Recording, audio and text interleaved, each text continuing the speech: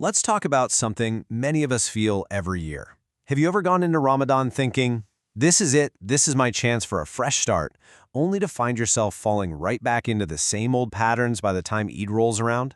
Well, in this explainer, we're going to dive into a game plan to make this Ramadan different. We're looking at how to use this incredible month to break those bad habits for good and build new ones that actually stick. I mean, does this sound familiar, right? Every single year, we get so excited for Ramadan. We have this huge sense of possibility. We make all these plans. We're going to pray more, read more Quran, connect on a deeper level. But then, the month ends. And if we're being honest, we often find ourselves right back where we started, kind of stuck in that same frustrating loop. And this right here, this captures it perfectly. You could call it the Ramadan paradox. On one side, you've got the incredible promise of the month, that spiritual growth, that deep sense of peace, the transformation we're all looking for. But then, there's the reality, which can often look a lot more like mindless scrolling on our phones to pass the time, procrastinating on our goals, and maybe even rushing through our prayers. It's a disconnect that I think a lot of us can really relate to. But what if we've been looking at Ramadan all wrong? What if we just shifted our perspective a little bit? Instead of seeing it as just a month of fasting, what if we started to see it as a divinely designed program, like a spiritual boot camp, One that was specifically created to help us rewire our habits for the better. So, what is it about this month that makes it such an incredible habit laboratory? Let's break down the unique conditions that create really the perfect environment for us to make a change. Okay, so Ramadan basically creates this perfect storm for changing our habits. First, fasting completely throws a wrench in our normal day-to-day patterns of eating and drinking. It forces us out of autopilot. Second, there's that community aspect, praying together, breaking fast together, which creates a natural sense of accountability. Third, you can just feel it. There's a heightened spiritual awareness in the air, a pull towards doing good. And finally, think about it. Without all the meals to prep and eat during the day, we actually have more time to just stop and reflect. And this whole idea is captured so beautifully in this saying from the Prophet Muhammad. Now, whether you see this as literal or metaphorical, the message is crystal clear. Ramadan is a time when the entire spiritual environment is perfectly set up for positive change. It's like the deck is stacked in our favor, giving us a real spiritual advantage in that struggle against our bad habits. Okay, so the conditions are perfect. The spiritual wind is at our backs. But how do we actually use it? How do we avoid that Ramadan paradox we talked about earlier? Well, let's get practical and move into a simple, really actionable 3-step game plan to systematically tackle those bad habits. The plan is actually really straightforward. First, you identify the bad habit and find a good one to replace it with. Second, you anchor that new habit to something you're already doing in Ramadan. And third, and this one's huge, you learn how to handle those inevitable slip-ups with self-compassion, not despair. Now, to really get this, we have to understand a little bit of the science behind our habits.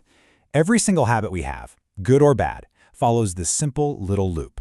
There's a cue that kicks things off, like, let's say, feeling bored in the evening. That cue leads to the routine, which for many of us is mindless scrolling on our phones.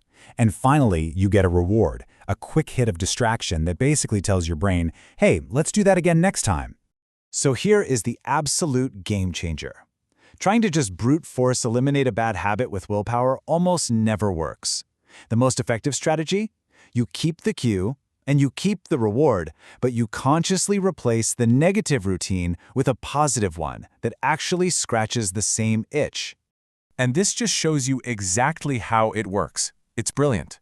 The cue, that evening boredom, is still there.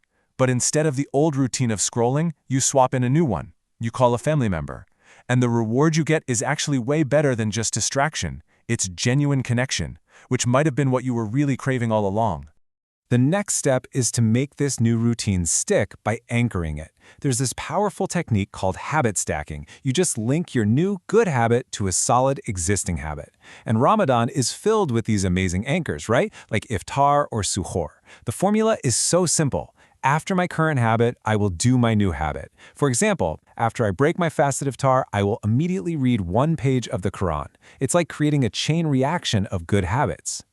But what happens when you mess up? Because, let's be real, you will. It's totally human. The Islamic framework for this is so beautiful because it's not about shame, it's about mercy. This saying reminds us that making mistakes is just part of the journey. The real key is to recognize the slip-up, sincerely repent, and get right back to your new, positive routine without letting one little setback derail your entire day or your whole month. So, you've built up some awesome momentum during Ramadan. You're feeling good, but how do you make it stick? That's the real challenge, isn't it? Let's talk about building a support system that's going to help you maintain these new habits all year long. So what's this number? 66. Well, according to research, that's the average number of days it takes for a new behavior to become automatic, to become a real habit. And understanding this is really, really important. And that's the crucial point. Ramadan's 30 days are not the finish line. It's not quite enough time to fully lock in a new habit. Instead, we should see it as a powerful launch pad. It's the rocket fuel that gives you an incredible head start, getting you almost halfway to that 66-day mark. The goal is to use that momentum to carry you through to the finish line and beyond. So to do that, you just need to build a simple support structure for yourself. First, a daily intention-setting routine. Maybe at Fajr prayer, just to set the tone for your day. Second, a weekly reflection, maybe on Fridays, to check in with yourself, see what's working and what's not. And third, and seriously, this one is key, find one trusted friend to be your accountability partner. This can make all the difference when the special atmosphere of Ramadan is gone, and you just need that little extra push. So, ultimately, it's like this. Ramadan provides the perfect framework for change. It gives us the ideal conditions, the spiritual tailwind, the whole shebang. The only question this explainer leaves us with is a really personal one. How will you use this game plan to build your best self this year and beyond?